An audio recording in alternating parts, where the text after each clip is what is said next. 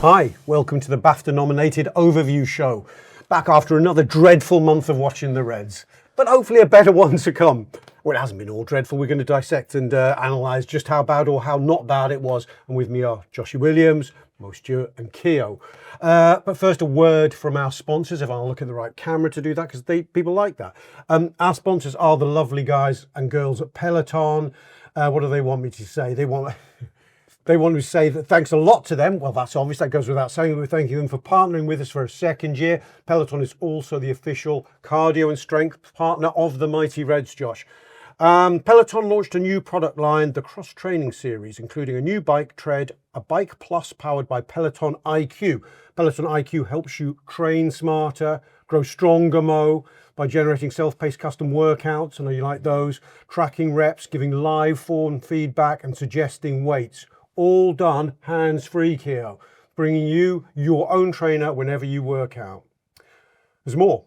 Existing Peloton members will receive a huge software update that includes Club Peloton, a new reward system, new content from partners like Breathwork and much more. Make sure to update your app or tablet. Also, don't forget we have our own team on the Peloton app, so search for the Anfield Wrap. If you can't find it, message Gibbo. If you just want to message Gibbo, message Gibbo. Right, that's Peloton done with. I think you should do all the ad reads from now on, by the way. I absolutely do think I should do it. I'm sponsor's dream. I'll take my glasses off now.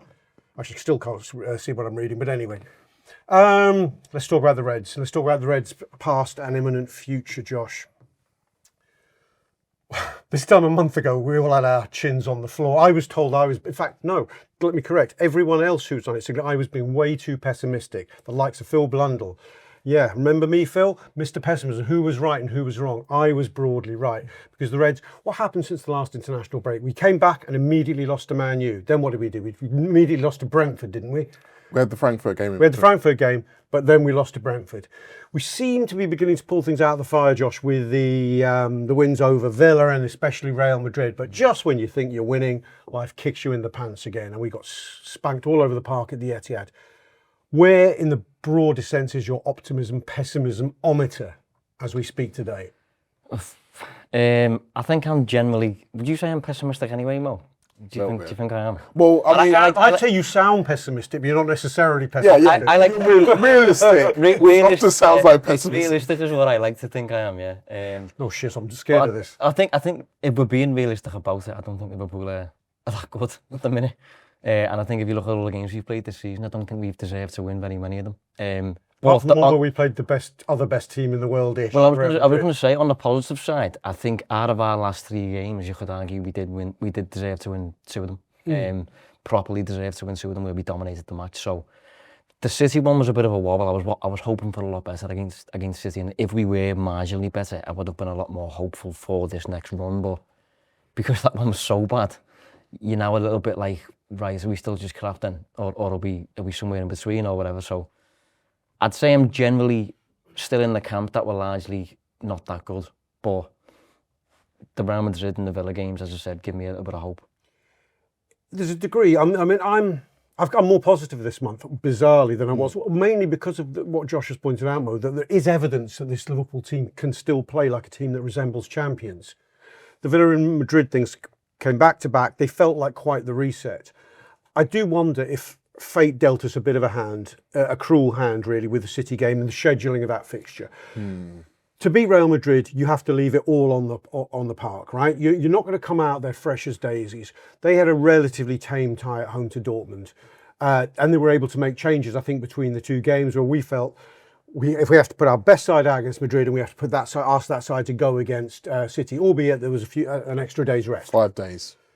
Right, okay.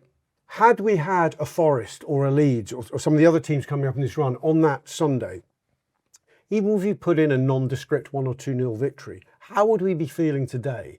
You see, would we be saying, well, the Reds aren't going to win this league? Or would we be going, hey, Arsenal fucked up against Sunderland on the Saturday. We gained some more ground. We've won 3 on the bounce, including, and let's only think about the performance against Madrid, but hey, it's 3 on the bounce. In fact, it's 4 out of 5 if you include Frankfurt. The Reds I'm just saying, but for the vagaries of fixture scheduling, I wonder how we'd feel. I mean, you are right to an extent, and I say this knowing that there was recordings of me being very, very vocal about how the Reds are back last Saturday. But I do also think that there would still be caveats. If we beat a Nottingham Forest rather than lost to City, there'd still be caveats, because where I'm at the moment is that Liverpool are good when the conditions suit them. When they're at home, when they're playing a team who does the things that they like opponents to do. Whenever there's any kind of a challenge, at the moment, they seem to crumble. And that is my issue. So in terms of being able to catch up on everyone else, I'm not really looking at that yet. I'm looking at what we've got in our house, trying to fix this before we start thinking about what everyone else is doing. I know that kind of goes against the whole premise of this show, but I think that from where I'm sitting, I think you can take positives from the Real Madrid, from the Villa games, because they were good performances. As Josh said, we deserve to win, and they are sides who are in good form. But I still want to see us win a game away from home against a tricky opponent who are going to make it difficult for us, and we're going to be able to use our structure and our discipline and our technicality to be able to go out there and win a game we don't deserve to win. That's when I see that, that's when I'm going to start being a bit more optimistic. Yeah, I think most points are very fair there, Keo, in that the Reds really need to give us evidence that they're a good side. I mean, they did give us evidence in recent history by winning the league, right? And I think we can't entirely park that. I know we are in a state of flux with new personnel, some in, some out. But if things, I suppose the question in the broader sense I'm asking you all, and beating around the bushes, can Liverpool still compete for the defence of their title? Not only win it, but can they get right back in this race? Is it gone, or are we early enough in the season to say that Liverpool, and we as supporters, should have a mindset that we can get back in this race? Of course we should, but can they and will they? Say what you said before we started recording, lad. I'm about to get there. Can they and will they are two different things. Now, it's mathematically possible, but based on how Liverpool have played, I've not seen anything to suggest that they're going to put a run of games together which will catch Arsenal. I think the Man City one was a proper kick in the town halls, to be honest, because it definitely was. Up until that game, we've been crap all season until the Villa game and the City game. We felt like we had some real momentum.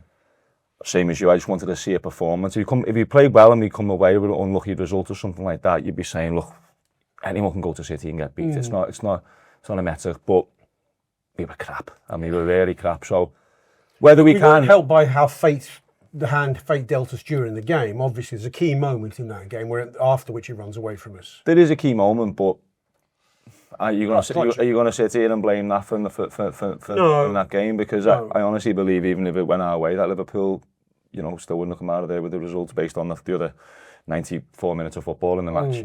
So can they and will they are two different things. You've got to stay behind them, and you've got to put results together and try. You're not going to sit here now and say the league's gone, but I'm like you, look at yourself a little bit and put the results on the table before we start talking about that. Personally, I'm going to put my eggs in the European Cup basket more than the league basket, because cup competitions, nights at Anfield, its form can go out the window a little bit. I've seen teams have bad league form in the past and have big European Cup runs. We've done it ourselves. We finished 5th in the league and won a European Cup before. So, yeah, I'm not saying the team's spent or done, but I just think there is clear signs of transition. And look, we need to be aware of that as well. When you do change a lot of personnel, people keep saying it and say, the champions, but we have changed a lot of players. And if you change a lot of players, usually what happens is you'll see teams go 2 or 3 wins and then look awful. That happens early on. With Klopp, it happens early on when good sides try and rebuild. So, yeah, don't get too carried away, but I'm not looking at the league title thinking it's coming back home just yet. Ask me what I think. I don't need to ask you what you think. Okay, well, I'm going to tell you that. I don't think there's a case to argue against anyone who wants to be pessimistic at the moment, because as you've all said, Liverpool have provided very, very little evidence in the games thus far this season that they can go on and win and retain their title. But I think, and I did a gutter show, a day or two ago? I can't remember, it was even yesterday, I'm losing track of time and space, but we discussed the idea that Liverpool's squad probably doesn't get fixed in the transfer market. You'd like another centre-half in January. You'd like a Semenyo. But I don't see either of them as transformative signings based on what we've seen so far. The players are in the squad at the moment for this side that are good enough for something to click and Liverpool to go on a run that takes them, well, let's put it this way, maybe not to the title, maybe not even to third place. It's not beyond the realms of possibility that Liverpool from January onwards are the best team for the second half of the season. That's not implausible because they have very, very good players. And also, as I said, they happen to have won the league last season. So there's all kinds of muscle memory and form in there, and no players have gone. So I'm giving nothing up yet because I think this Liverpool side can prove once again that it is the best side in this country. I believe that ambition is there for it. And once it can do that, then it can start dreaming about European Cups. Because I think dreaming about European Cup as a prize ahead of, say, the league is fanciful whilst you're crap. The team we've seen thus far this season, apart from the week against Real Madrid, ironically, is not going to win the European Cup, even for all but this team's look better in the European Cup than it has in the league. And some of the key players at Anfield against Real Madrid. And you don't have to be as consistent. You don't have to win. You don't have to win week after week after week after week. We can win the European Cup, but it's very unlikely. I'm not going to even dare. I like to look at the bookies' odds when things are going well. When they're going badly, I'm not looking what odds we are for this Champions League because they will be the tail of the tape. I don't know, what are we, 12, 13 to 1, something like that for the Champions League? I bet we are. I mean, I feel like the odds aren't necessarily the greatest indicator in this space because Liverpool fans are notoriously optimistic. And because so many Liverpool fans will be saying, oh, well, we'll just win the Champions League, the odds will probably drop a little bit because there's loads of us who lump on it. But that doesn't necessarily mean to say that that's a fair indication of how many teams have a better chance to win it than us. But I think also you've got to remember about some of the teams who do win it perennially. Think of PSG last year, think of Real Madrid, pretty much every time they've won it. At this stage of the season, they didn't look like the best team in Europe. No. So there is muscle memory in terms of all of our football watching lives to say that teams can get better. Your point about there being the quality players in the squad is true, but I would use another Real Madrid example to say that there are times when having the best 11 players does not mean that you have the best team. Of course, that's why I'm not saying that any of this. What I'm saying is going to happen. Although my instincts, I'm quietly optimistic because Real Madrid is more of a when it's not worked for them, it's because they've gone down some Galactico approach and it's felt like it's been done for show business rather than footballing reasons. I think Liverpool's big buys were for footballing reasons, like just as in 2018 buying Virgil van Dijk and Alisson wasn't to be Galacticos, it was to fix specific problems or to try and take us forward. That's why I remain quietly optimistic. I mean, there are other reasons. When you say quietly optimistic, you mean in reference to the Premier League? In reference to sorting it out. Sorting it out. Let me frame it. I tried to frame it a minute ago. I think there's just a chance that within, let's call it 2 months, Liverpool have found a level of form and a quality, a consistency of performance that people are beginning to say, Liverpool might be the best team in this league. You know, they may have left themselves with too much to do to actually win the league, but they might be the best team in this league. I mean, we will come on to talk about City and Arsenal and just how good they are. I mean, we do have ongoing problems, so let's drill down into some of them. Actually, I don't know if we've got a long time for a show. I mean, the problems, I suppose, are obvious, so maybe we won't drill down into them, Josh. I want to just look at our games coming up and see how we can begin to try and rectify things. Liverpool's next. We're going to do the games from this weekend imminent at home to Forest right through until I think it's December the 13th when we're at home to Brighton. So it goes this: Forest at home, PSV at home in the Champions League, West Ham away. Sunderland home is a midweek Premier League game and it's followed by an away game at newly promoted Leeds. And then we've got an away Champions League game in Milan at Inter before we finish this sequence of fixtures with a home game against Brighton. On paper, Josh, if we were playing well, you'd go, sweet as a nut. We'll blitz through those, give or take a draw in Europe or not. But generally, you'd be licking your lips. We're not playing well, but you've still got to say, this is the run of fixtures this particular Liverpool side needed at this particular time. Yeah, I agree. I think it's the away fixtures for me that kind of worry me. I don't have West Ham and Leeds particularly. Well, but particularly Leeds for some reason. I can't see us beating Leeds away, which sounds terrible. It does. We are champions, but I look at that game and look at the way they played this season. Leeds a bit more direct, they're doing the long throws and all that sort of thing. And we just they seem to play out from the back when I watched them at the beginning of the season. They changed that. I can't see them doing that against Liverpool. They did against Arsenal. I think it was. Did they get a draw? The game they lost 5-0, you mean? Oh, so yeah. well, they did do it. Well, there you go. I didn't say they did it well. I said they did. Although I didn't realise they did that. I thought they were playing a bit more streetwise than that this season. They seem to be playing out. In fact, I think Arsenal take about 30-35 minutes to get their first goal, and Leeds sort of they looked okay for a newly promoted side. As newly promoted sides, good for 34. I'm sure they were playing it out then. I've not really watched them since. Yeah. That's I don't know. There's a lot of like stylistic, styles made fights vibes about like we've got Forest next to home, and you think Sean Dyche is in charge of that team, and you think West Ham away usually is a bit of a banker, I think, because they're just a basket case sometimes, but they've got Nuno in charge now. You think stylistically there, so I honestly don't know. It's very difficult at the moment to look at certain run of fixtures. I think PSV will be fine. I think that's a banker European fixture at home against a weaker, We're basically saying Liverpool can't play football against a certain style. But you're just saying that's just not going to. The manager said that. The manager said it himself. I think he's used it as mitigation, or that it's called us out a couple of times. I don't think he's quite said that. I think he has corrected that. He's just because he's saying it's difficult and hard doesn't mean we won't find solutions. I mean, it was more the quote of we have no way of dealing with these type of balls. That was a bit of an alarm bell for me. It was weeks ago now, like, but I think in terms of what he said, I think the most worrying thing for me is that even when Liverpool won, he's been keen to talk about the style of the opponent, saying like, well, they made it easy for us, which is why we won. It's like, we didn't win because of us, we won because of them. And it's like, at the same time, he is right though, isn't he? Yeah, but so I actually don't mind it. I think it's very Dutch the way he does it. It doesn't instill confidence. No, I agree. I agree. But I think it does. It's very black and white. It's been unusual for a Liverpool manager to be that black and white. Yeah, no, you're right. Jurgen soaked the blame up so much. He blamed the wind. He blamed anything on before his players or before the opposition being actually better than us. But whereas Klopp would come out and just say, "Well, we weren't that good today." I think Liverpool, I think that should go down well, personally. There was a time a few years ago where Rodgers was in charge of Liverpool and Martinez was in charge of Everton. And they were both just sound bites, just blowing smoke every single week, just making out that we played really well and we got beat 3-0 and all that. And I think someone like Slot is a bit more brutally honest about it.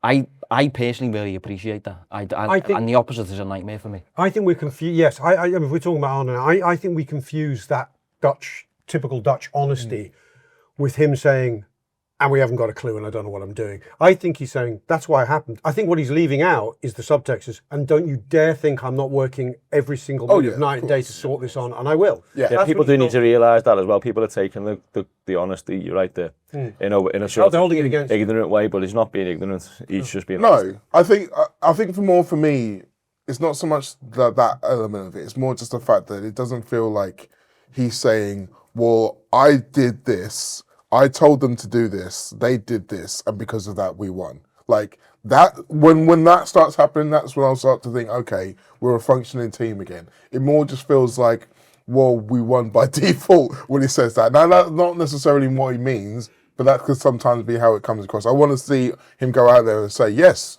we had a game plan for this game, it worked perfectly, we won 3-0, happy days. Do you think there's an element, though, of he's not seeing the level yet and he's not happy with the performances, so when he comes off, he's not going to sit there and praise them and say, we were great today, when, as you say, the other team haven't been that good, and Liverpool can get even better than this. I agree.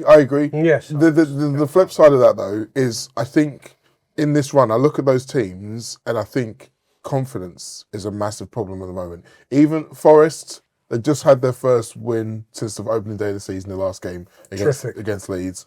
West Ham were awful at home for the first 4 games. I think it was like 12. But these teams are all back on form, ready for us. Yes, basically is what I'm saying. Another piss to take. They won their last 2 games at home, scored 3 in both games, after losing the first 4, conceding 12 goals. So it's not going to be a walk in the park. No, PSV, the top of the league, they just won away at the team second in the league. So their confidence is high. I think with PSV though, when looking at West Ham and Forest and that, what I've kind of fallen into is I'm looking at the team that we're coming up against and I'm thinking, right, will they build from the back with the ball on the floor? And will they use set pieces? And if we've got both of those in our favour, as in, yes, they will build from the back with the ball on the floor, and no, they won't use set pieces, then I think, right, we'll be sound. Yes. We'll probably beat them about 3-0. But let me do this. Any of that against us. But let me just okay, go on, Mo. So I was going to say, so that means that Forest and Sunderland will be a problem. Here's the rub, though.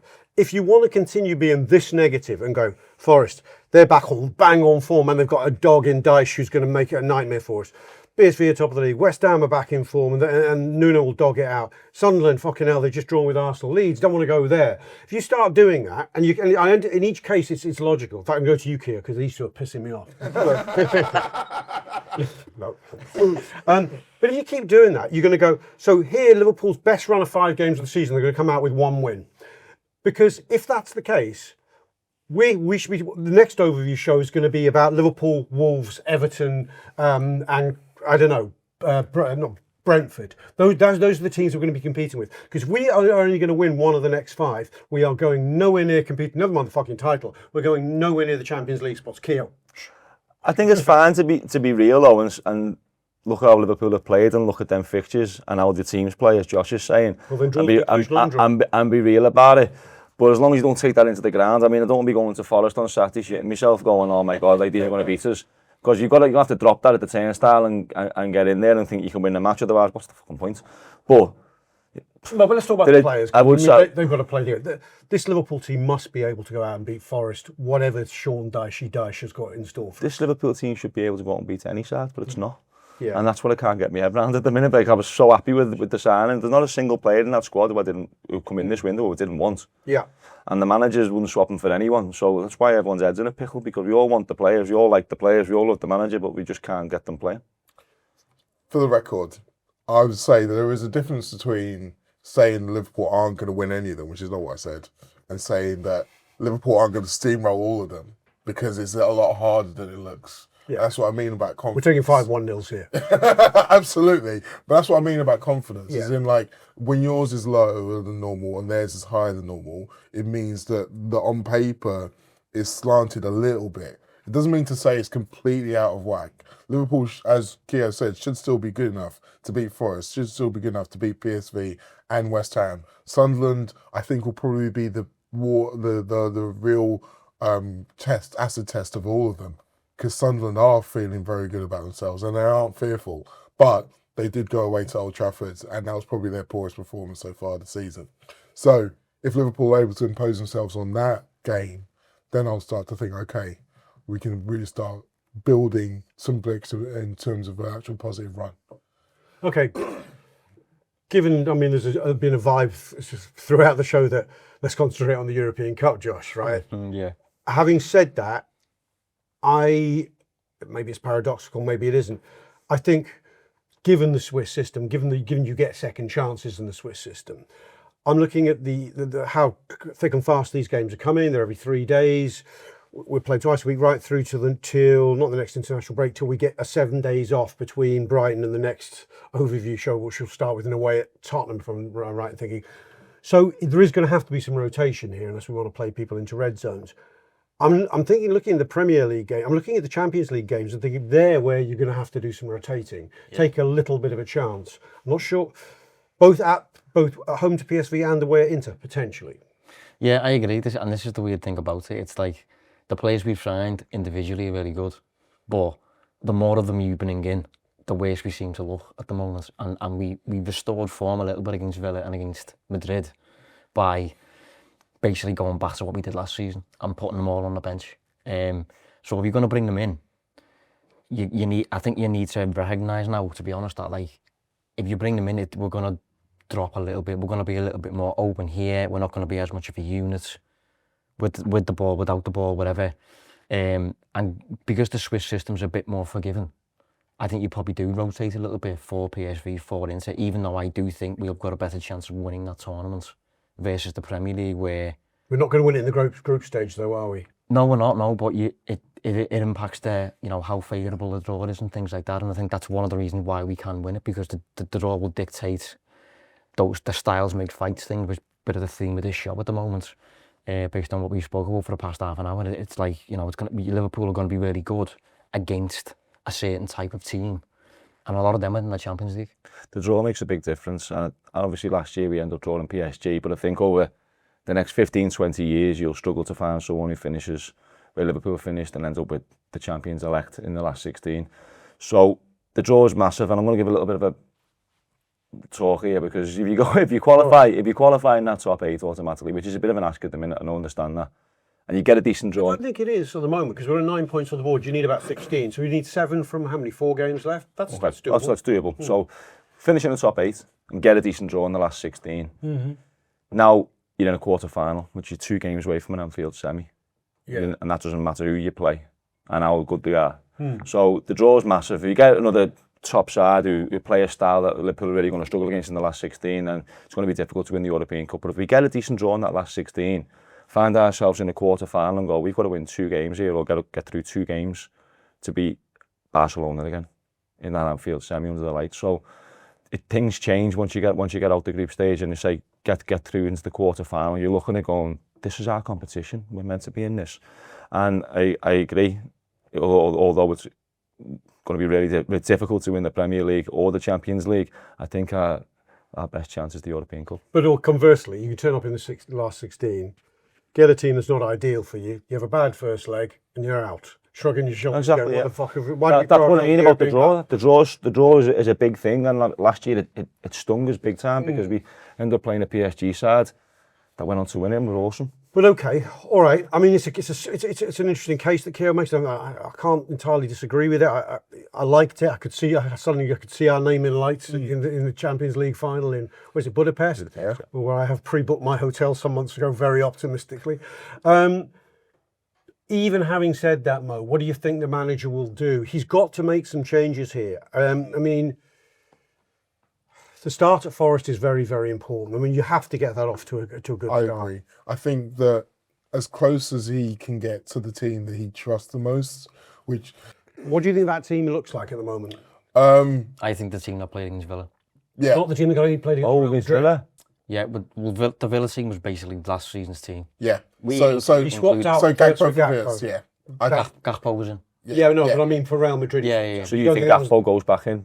I think we were better against Real Madrid than Villa by some distance. Yeah, I agree, but I just think it feels weird coming back from international break and like dropping for Wirtz, assuming you're dropping Wirtz. Well, go on. I was going to say, I think what Slot will say is that in his mind he'll be thinking, okay, well, I don't want him to come back and play Forest and PSV. So if I'm picking one of them, I think he'd probably be playing against PSV. Picking Wirtz? Yes. Yeah. I agree. I think Gakpo will come in. I mean, there's also an argument to say that I don't really like thinking about defensive abilities of attacking players, but Gakpo does have a little bit more defensive ability. If you're thinking about the left-hand side, thinking about defending set pieces, for example, I'd rather him on the pitch than Wirtz at this moment. It's a shame for me that it seems to be that if you're picking Gakpo, that there's no space for Wirtz at the moment.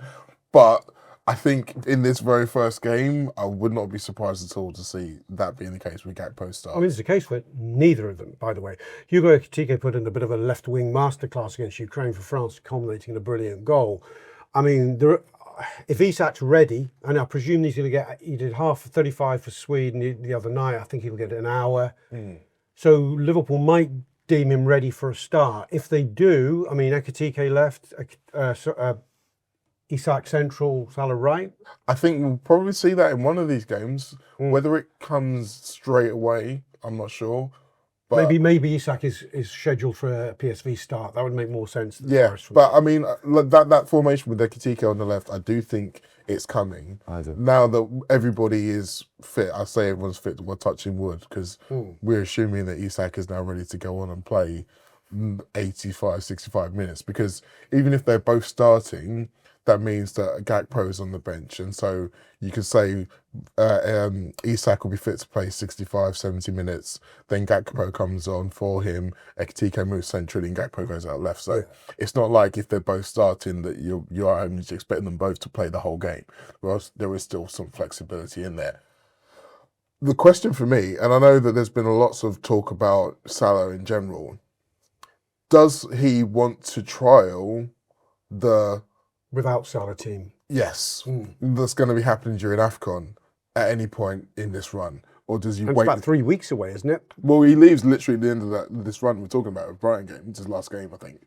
Or 20th of December. There's a bit of a thing at the minute because Egypt have a training camp and a friendly first, don't they? There's talk. Has the decision been made on that yet? I'm not sure. Well, there's talk that Salah wants to play against Inter Milan and doesn't want to go on the training camp. I get the sense that Salah is negotiating only playing one game per international break at the moment with his international manager, because it seems like a while since he played both, doesn't it? He's not playing against Cape Verde this week. He's been excused that. I can see the manager saying you can play against Inter Milan, but either way, most point stands. Okay, because we're short of time on this edition of the overview, I want to move on to look at City and Arsenal. I mean, nominally, this might be the last show we're doing this, where they're our biggest rivals for the Championship. But theoretically, we're still in contention. Let's start with Arsenal, Josh.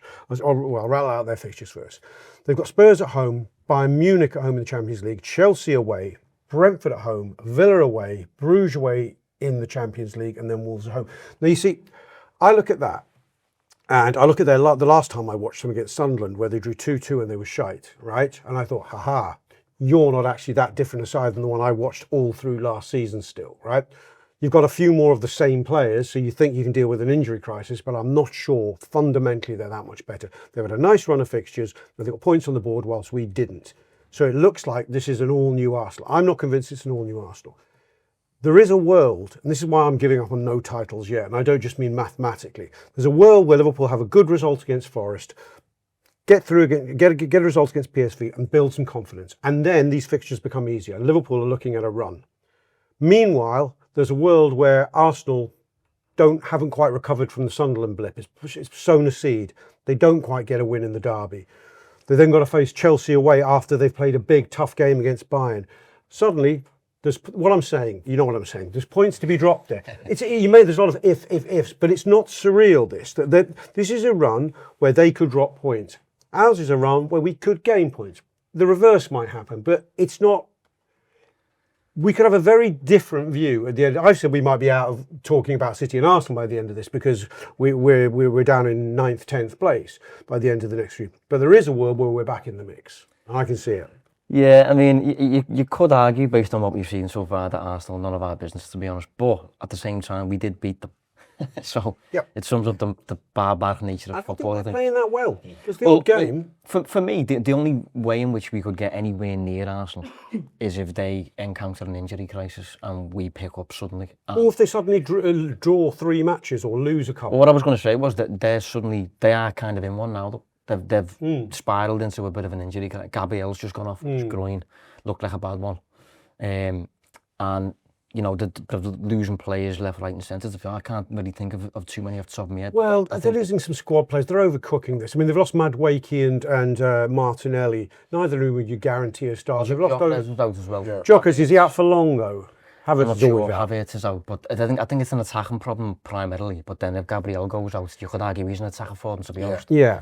The amount of goals that he scores. So it will be interesting to see if they can keep just plodding along the way they have been, losing the threats that they're losing. So I can see maybe, I mean, that's a tricky one as well. So it is a tricky one. I can see maybe a few dropped points there. The argument then is, can you see Liverpool putting in 5 wins to close the gap? Yeah, and that's what the City game felt like, didn't it? That's what I'm saying about being a kick in the town halls, because Arsenal did fail to win, and then we didn't capitalise on it. Yeah, I can look at them fixtures and see what you see. I can't see a world where that happens. I think I've seen a stat recently where Arsenal from open play towards, I know it's irrelevant because set pieces do count, but what I'm saying is if teams learn how to deal with these a little bit better, if Arsenal struggle for a few games getting these set pieces over the line, all of a sudden end up with a few 0-0s, then the points are there to be dropped, but that's providing Liverpool sort themselves out, you know what I mean? But there is a world where Liverpool would have looked at this run at the beginning of the season. The beginning of the season different from now, admittedly, and gone,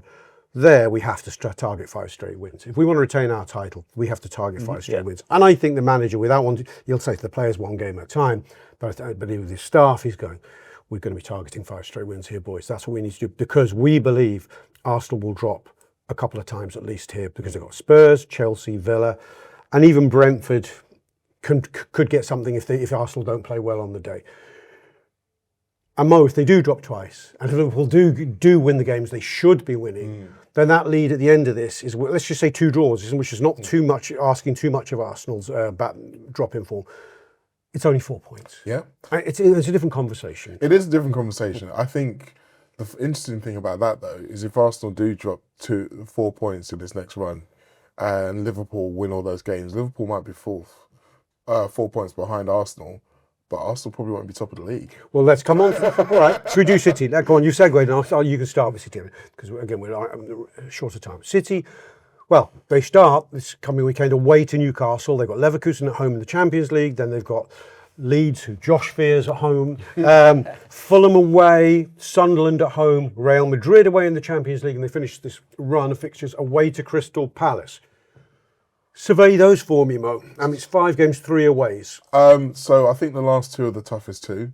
Personally, I think Sunderland, Real Madrid and Palace. Yes, I think Newcastle can be a good side, but I just think at the moment City have gone there and done well quite a few times in recent years. So I feel like they've got Newcastle got points off them down the years. Yeah, but not. I think that could be a tricky fixture for them. To be honest, Newcastle. Actually, if it isn't, we can forget about it. They're winning this. Yeah, I don't know. I've not been wholly convinced by what I've seen of Newcastle in recent weeks. I think that at Newcastle at their best will give City a problem in that game. I don't think Newcastle are currently at their best, so I think City will probably find a way in that one. Leeds and Fulham, I don't see any issues with. Sunderland again, depending upon where their form is there, because they'll just come off the back of coming to Anfield. So if we've beaten them handily, then obviously that makes it a little bit more difficult for them. If they've won at Anfield, then obviously they're going to feel cock of the hoop, so they're going to give City more problems.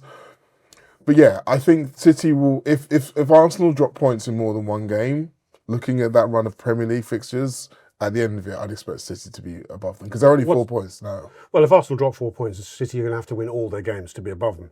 And I think City, I'm looking optimistically that City can drop in one of these, maybe 2. And that would do for us, because if they drop in, if we can take care of business, win the fixtures we should win, City drop in 1, we'd be 2 points behind them and 4 points behind Arsenal if they drop in 2. The trouble, my problem with City is watching their demolition of us last Sunday. You go, are they back now? But that was my point. The thing about City in these fixtures is, have they turned that corner permanently? Because up to this point, they've been a bit...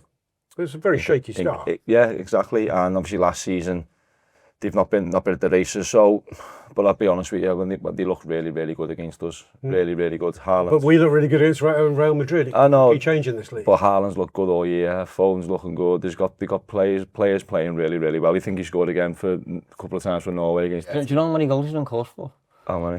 This year, I think it's this year or this season. No, I think it's this year. Calendar year or something mental, yeah, isn't it? In all comps, including his nation, he's on course for 95 goals. Shut up. At the moment, Yeah. How many did you got so far this season, including More than 20. I think he's got 21, I think. including really do it. internationals. Yeah. To do with him going over on his ankle. Do you know what I mean? Like, so you talk about City, and he's been playing well all year. And I feel like he's still got another gear to go after Christmas. So it's... If you could finish above Arsenal or City, guaranteed, who would you pick? Great question. That's a good question, though. Man City. At this stage... I would pick Arsenal, personally. I think I would. It's very 51-49 for me in that. I just pick Arsenal. Because I tell you what, although City have looked good, they are still always one game away from going, they're still this new inconsistent version of themselves. So if they don't beat Newcastle, they're not back, are they? You say the same about Arsenal, they're always being like the bottlers. They can't get over the line. You know what I mean? For me, City, and the thing that's kind of going under the radar with them a little bit is that they're not really conceding a load of goals either. Like, we talk about Arsenal's defence being fantastic. I think City have conceded 8 goals in 11 games in league. And if you think about the 2 games they lost in August, 2-0 at Spurs, 2-1 against Brighton, that's half of them. So they've conceded 4 goals since August in the league. That's not a lot. And 2-2 at Monaco, wasn't it, or something? Yeah, but I think in the league, if you're talking about, that's consistently being good. And part of the reasons why most people are a little bit like, well, they're not the City of old, is that you feel like you can get at them. They don't feel as like watertight as... Did you watch them against Bournemouth the other week? Yeah. I thought they were very get-at-able. They come out with a 3-1, I think, at the end, but that first half, they could have found themselves 2 down. They are still conceding opportunities, but they aren't conceding goals. Now, is that something that's eventually going to regress to the mean, or are you thinking, well, they've also got one of the world's best goalkeepers, so that's probably going to save them a lot more often than it should do. So I don't know. We've got the best goalkeeper coming back, though. I think. Yes, we do. Yes, we do. I know, but I just think that also when you factor in the issues that Arsenal still have psychologically about City, I think for Liverpool at the moment, the best thing where we could be is that no one's really talking about us about the title anymore. Let those two be the two that fight it out of who wants to be the media front runners for the title and how Arsenal going to deal with having Man City on their shoulder again like they had in 2023 and 2024 and it didn't work. And all of those narratives to build up.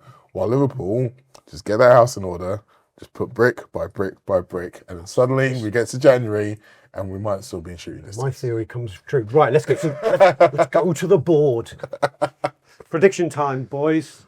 We'll start with predicting Arsenal's points total. I'll remind you in the league. Key, I'll start with you. They've got Spurs at home, Chelsea away, Brentford at home, Villa away, Wolves at home. How many points are you giving them from these 5 games? I'm going to have to rush you, Keo. 10 points. 10 points, says Keo. Where's Keo? Keo, 10. How many are you going to give City? Actually, no, let's do Arsenal first. Josh, you'll go. Can we say the fixtures again? Spurs at home, Chelsea away, Brentford at home, Villa away, Wolves at home. So what's that? 15 points is the most they 15. Yep. I'll go 13 then. Okay. Mr. Mo. I'm going to split the difference and say 11. 11. Me, I think they're going to draw 2, so that's 11 as well. Right, let's look at City. Keo, you to start again. How many? 13. 13 says Keo for City. Draw 1, win the rest. Josh, what do you think? 10. 10. Mo for City. I'm saying this is what Keir said, 13. 13. Draw, Palace, win the rest. I'm also going to say 13. Now let's do Liverpool. Keo, what do you think Liverpool will be out of the 15? 13. 13. I don't know where that's come from after what I've been saying. Like, what you're saying now, let's get behind them. Wait, you see what I'm putting. Go on. Do the fixtures again for us. The Reds, okay. It's, hold your horses, Forest at home, West Ham away, Sunderland at home, Leeds away, Brighton at home. Where am I? Yeah. I'll go 10. Oh, Jesus. Mo, what are the Reds getting? I'm going to say 11 again. Okay, it's mathematics time. I'm going to go 15, so fuck off. Oh, you were right for it. 36, 46, 49 divide 4 is about, what, 12 and a bit, is it? Cool, I'm going to round it up to 13 as the average for the Reds. Nah, it doesn't really work. Yeah, let's call it that. Let's call it 12. That's silly. Arsenal are 21, 31, 34, 44, 45. That's about 11. And City are 26, 36, 46, 49. We're dividing by, it's about 13 again, is it? No, it's about 12. 12.2. All right, so if, well, there you go. So what the league table would look like, notwithstanding what anybody else does. Liverpool might be within 6 of Arsenal, if this is right. Liverpool might be within 3 of City. Will we take this right now? Would you take that slight closing of the gap? I wouldn't, because I think we have to close the gap significantly. Otherwise, I'm going to join you in the pessimism mire at the end of this phase and say we can stop talking about the title. If we're within 6 points of Arsenal on New Year's Day, we can win the league. You think? I think we need to be a bit closer. I think we will. No, I would closer. absolutely deal on that. If you offered me that, I'd bite your hand off, mate. I would, yeah. Because then that means that we can still have the opportunity to go there and win. And then which will be tricky, but beat them and 1 round, the results goes our way and we're champions again. Okay, maybe we'll have something else to talk about. Thanks, Joshy. Thanks, Keo. Thanks, Mo. See you all again soon.